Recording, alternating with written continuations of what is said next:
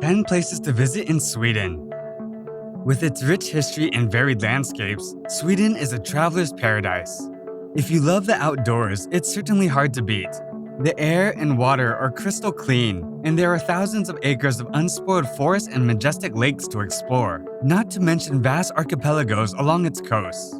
The roads and public transport are excellent. The citizens are invariably friendly and helpful. And in recent years, Swedish cuisine has undergone what can only be described as a revolution. Throw in mind-boggling history, from notorious Viking invaders to royal dynasties and imperial intrigue, and one thing is certain, you'll never be bored. Sweden's tourist attractions range from opulent palaces and ancient towns to vast Arctic landscapes and the famed Ice Hotel. There are so many things to do that you'll want to allow plenty of time to enjoy all its outdoor adventures and historic treasures. Number 10. Coasterhavn. Boasting the first marine national park to be inaugurated in Sweden, Coasterhavn is located over the Coaster Islands and is a paradise for those who enjoy the great outdoors and who want to enjoy the many marine pursuits on offer here. For those looking for adventure, there are kayaking and boating opportunities, or you can keep it simple and explore the beaches and rocky terrain that leads you to caves, coves, and outcrops next to the bracing sea. Biking is a common pastime on the islands, and you can follow tours all over the places of interest or just go it alone. As you are by the sea, there's an abundance of fresh seafood to enjoy, including locally caught lobster. Number 9. Swedish Lapland. If you want to take the road less traveled, then Swedish Lapland may be just the perfect place to get away from it all. Located in the Arctic Circle and known as the home of the Sami, or indigenous people who live in the area, Swedish Lapland is made up of a clutch of towns as well as forest and wild, but picturesque scrubland. Visitors can travel to the northernmost town in Sweden, Kiruna, to visit the adjacent national parks that stud the area and allow visitors to see elk, reindeer, and even bears roaming freely in their natural habitat. Other natural phenomena to look out for in Swedish Lapland are the midnight sun, when the sun never sets in the summer months, and the northern lights. Number 8. Darara. The province of Darara is well worth a visit for its magnificent ski resorts and tranquil but mighty Lake Saljan.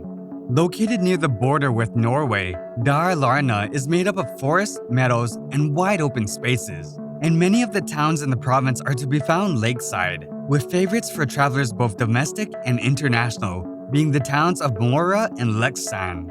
If you fancy some winter fun, then the resort of Idre, set in the mountains shared by Norway, offers premium skiing and snowboarding, or you can trek in the area on one of the many hiking trails.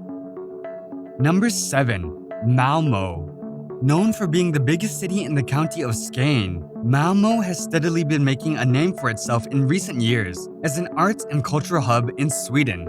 Alongside many eclectic and up-and-coming new galleries, this city also has a strong commitment to ecological causes and fair trade products, having been made the first fair trade city in the country.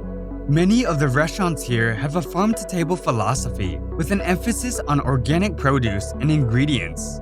So any serious foodie should not miss the fine dining on offer here. There is also an emerging nightlife scene in Malmo, with many venues providing live music or other pop-up events. Number 6. The Stockholm Archipelago. Sweden is hardly a frenetic country, but if you still find that you want to get out of the bigger cities and take things even slower, then you can head out to one or several of the 30,000 islands that exist in the Stockholm Archipelago. One of the best ways to get around and witness the stunning and rugged islands is to take one of the old steamboats that still operate in the region. Many have planned day tours with meals included, or you can charter a private boat and island hop to your heart's content, taking in wild scenery and private atmosphere, as only around 1,000 of the islands in the archipelago are actually inhabited. Number 5. Gothenburg. Known as the capital of West Sweden, Gothenburg is a charming city filled with cobbled streets that are perfect for roaming around on foot in search of hidden treasures, as well as parks and outdoor spaces, including the botanical gardens that will teach you all about indigenous plants and animals. The city also boasts a wealth of local markets, if you fancy trying some of the local produce, or you can dine in one of the upscale restaurants that are putting Swedish food on the culinary map thanks to the number of Michelin-starred eateries in Gothenburg. The city also has a great cafe culture if you want to try the local coffee and Swedish pastries like sweet buns and watch the world go by. Number 4. Marstrand. The city of Marstrand on the west coast is probably about as glitzy as it gets in Sweden and is known as something of a French Riviera-style setting where historically royalty and film stars have come to get away from it all. The area is also very popular as a sailing destination, so if you want to get out on the glassy Baltic water, then this is the place to visit. One of the best ways to take in the city is to climb to the top of Karsten Fortress, from which you can stare out across the water and take in the natural wonders that Sweden has in spades.